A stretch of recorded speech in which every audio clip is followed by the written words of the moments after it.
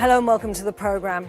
Well, the UK is racing ahead of the EU in its COVID-19 vaccination campaign. 2.4 million jabs have been administered across the country.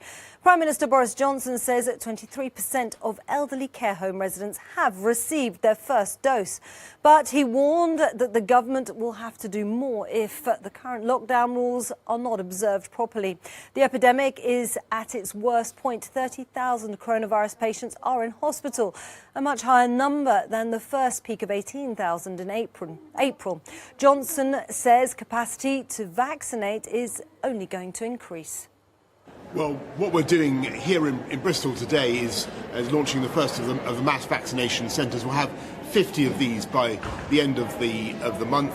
That's in addition to the 233 hospital sites, the 1,000 plus GP sites, and a first go of about 200 community pharmacies, and we'll be ramping them all up. Well, the British government aims to offer every adult a COVID-19 vaccine by next autumn. And starting this week, people aged over 80 are receiving invitations to get their jabs at mass vaccination centres. Neil O'Reilly reports. A nation mobilises against a deadly virus. A racecourse in Epsom was one of 7 mass vaccination centres in England, opened on Monday as the UK ramped up efforts to inoculate millions of its citizens. More than 600,000 people aged 80 and over will receive invitations this week to get the coronavirus shot. Among those getting the jab, 83-year-old Mike Peddy. He urged others to follow his example. It's no good us having it if they're not going to have it, basically. And I just don't understand it, I really don't. We all got to get on together. We need the vaccines to get us together.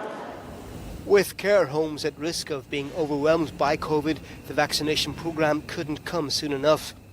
Infection rates are surging and many are struggling to cope. I had a shift on the weekend. It was completely fine, everything was going well. The next week I come back, every single name on the board had a little sticker next to it saying they had COVID. And I literally was terrified. Elsewhere, Germany and France were due to receive their first consignments of the Moderna vaccine, the second to be approved by the EU's medicines agency. At the same time, authorities are increasing screening for new strains of the virus.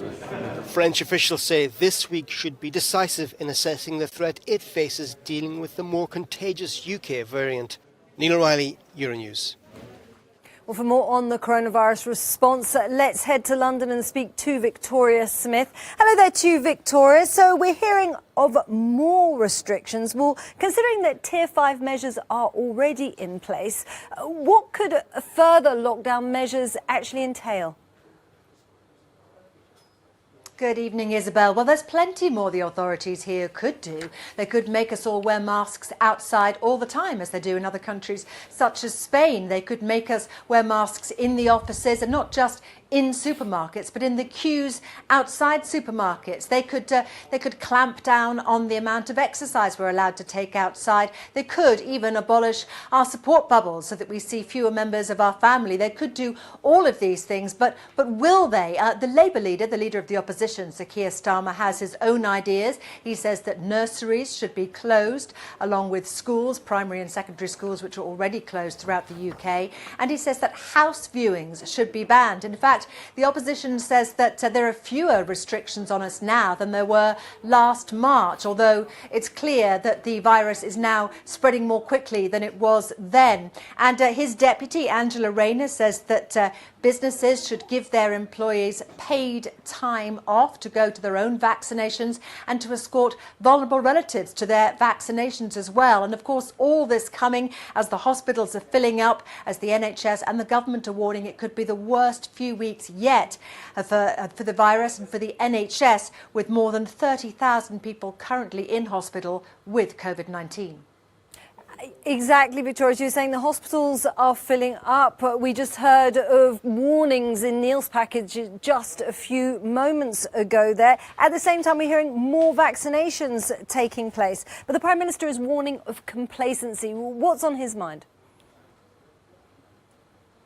Well, this is the irony, isn't it, Isabel? The Prime Minister's very keen to give us all a glimmer of hope by announcing this mass vaccination rollout, which has begun this week. But there are fears that that is leading to complacency as people think that the vaccination rollout is a cure-all for the virus and perhaps pushing back a bit against the rules, trying to find loopholes or relaxing a bit more than they should. The other problem is some social media sharing, showing pictures allegedly of empty-looking hospitals, which is infuriating medical professionals who say that their wards are filling, if not full, of exclusively COVID patients. And there are problems as well. There are still anti-COVID demonstrations and protests taking place across the country, although I understand the police are now cracking down a little harder on those protesters and making more arrests. Interestingly, all this comes as Borough Market in London has become the first outdoor food market to insist that all its customers do wear masks outside. If they don't, they face a £50 fine. It'll be interesting to see if more outdoor spaces follow suit. OK, well, Victoria Smith, bringing us up to date. Many thanks.